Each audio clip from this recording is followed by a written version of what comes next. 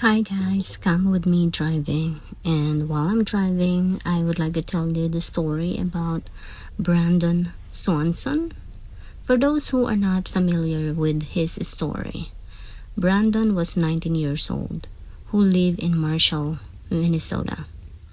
He was returning home from a party, recently celebrating his graduation from a community college up in a town north of Marshall called Canby, and was on his way home.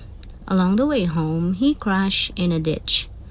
For some reason, he was taking gravel roads, even though the highway between the two towns was a straight shot north to south.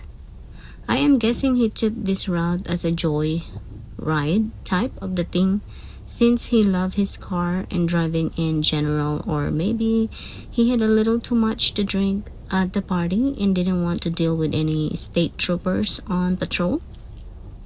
He called his dad for a ride and eventually got tired of waiting inside his crashed car and started to walk towards Marshall. He claimed to his dad to see lights of something nearby, then abruptly exclaimed, "Oh shit," to his dad while still on the phone, and his call ended. To this day, no one knows what happened to him. Nobody found. None of his belongings found. Nothing. There's more to the story, but that's my summary. Okay, my guess on what happened to Brandon is either he slept and fell in a river due to not being able to see in the darkness, got shot and buried somewhere by a belligerent farmer who hated people trespassing on his property and would rather shoot than ask questions, or was abducted by aliens, which would explain the light. This case just creeps me out because I too live in southern MN and I'm semi-familiar with the Marshall area.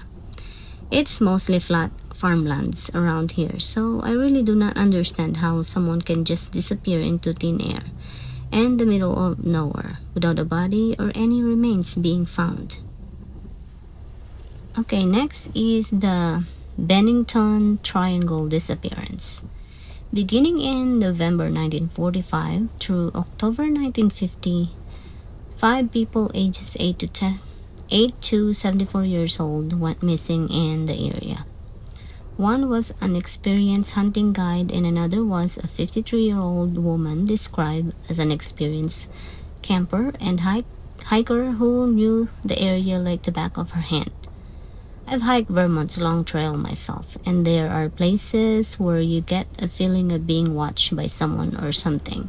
In 2008, an instructor at Bennington College, an experienced hiker, got lost on the mountain later, recounted his strange experiences and swore he would never again hike the trail alone. Next is the Sitagaya family.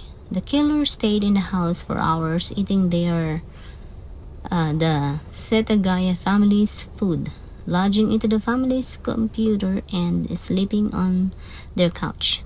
It's so creepy because rarely does a killer stick around for hours after they commit their crime, making themselves at home. Next is Brandon Lawson. Ran out of gas in the middle of nowhere in Texas, 2013, called the cops. Much of it is inaudible, but he implies he's being chased into the woods and says he needs the cops. When police arrive, they find his truck but nothing else. Not a trace of him since. Next is Katarzyna Zawada, the skin case. A young Polish student disappeared in Krakow City. Few months later, a ship on the Vistula River stops because something stuck into a propeller. What they have found surprised everyone. They have gotten out a skin of missing Katarzyna Zawada, to be more precise. A suit made of human skin. Someone had cut all the limbs and head, then created a bodysuit from remaining part, which was probably worn by the murderer for some time.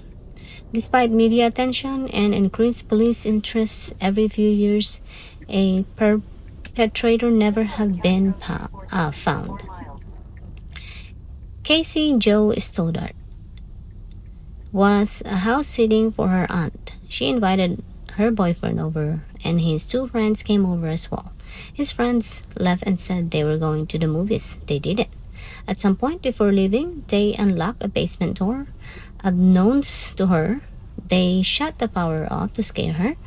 They sat there hiding until her boyfriend left and she was alone and proceeded to put masks on, come in the house and stab her. If that isn't bad enough, a video was found where they planned to murder her ahead of time. There was a footage of them right after they killed her as well. Chris Screamers and Lizanne Frone. Another creepy mystery that resonates with me is the disappearance of Chris and Lizanne Frone. Long story short, okay, it's ended now. Bye.